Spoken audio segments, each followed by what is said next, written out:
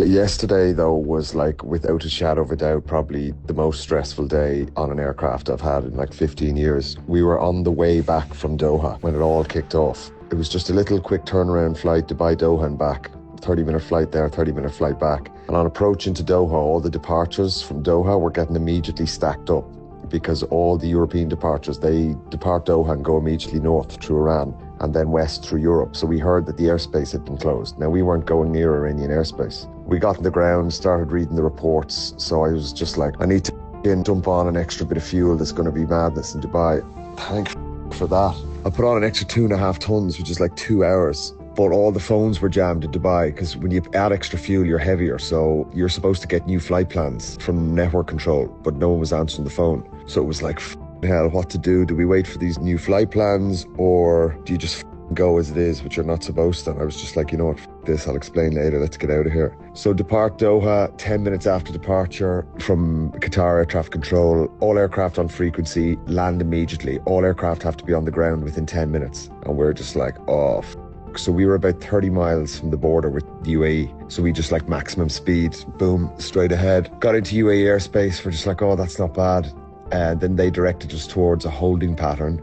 So they stacked us up there. They said the delay is undetermined. And anyway, so we've like 2.5 hours of fuel. We're like, okay, fine. So we're like in a hold for about 20 minutes. And then all aircraft on frequency, UAE airspace is now closed. No UAE airports are available for landing. Oh, we're just like, they said Kuwait is closed, Bahrain is closed, Doha is now closed, Muscat is still taking diversions. So we said, right, let's divert to Muscat. But you had to circumnavigate UAE airspace to get there. So it was like an extra 300 miles, so like an extra 40 minutes flight time. Anyway, we start diversion to Muscat. All aircraft on frequency, Muscat is no longer taking diversions because all the westbound traffic from the east coming into the Middle East, obviously with all the Middle Eastern airports closed, all the Gulf airports closed, they all went into Muscat. So Muscat stopped taking diversions. So now we're like, what are we going to do? They said the only airports available are Eastern Saudi Arabia, like Dammam, Riyadh. But you have to, again, go around UAE airspace. So that is like an hour and a half of what should be like a 35-minute flight. So we did the fuel calculations and we're like, holy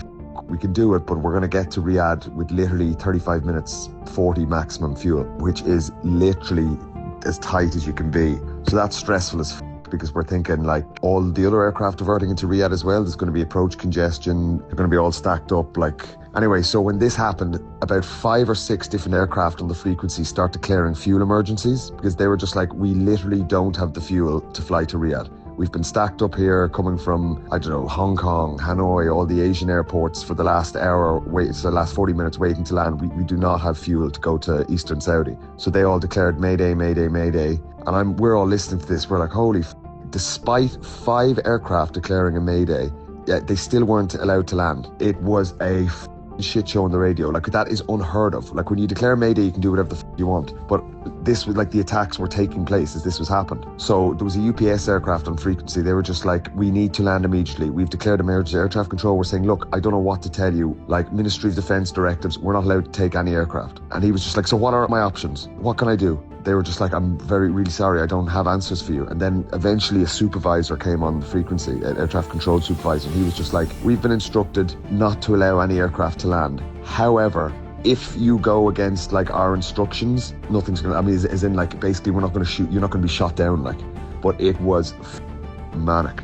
So we were just like, and then we start heading off to Riyadh, and then about 20 minutes on the way to Riyadh, because we're flighted by Emirates, government companies, we were like, okay, they were like, all stations, certain aircraft, certain flight numbers have been given permission to land. There was us, a couple of Emirates and another guy. And then literally, Dubai is like a maze of airways and arrival procedures and everything. Like, they literally, when we got this, they just literally said like, direct runway now, land, like just direct the runway. And then we landed, and all airport closed. They suspended all operations, Fly Dubai, Emirates. And I went home and got my hair done, had a blow dry, and went horse racing and got drunk. It was insane. The rockets flying over like Maidan in the night sky, and everyone's just there watching the racing. But it got very tense at one point because a missile hit a hotel on the Palm and it hit the airport. And then everyone started getting these alerts on their phone, like government alerts, stay inside. So it got very tense all of a sudden.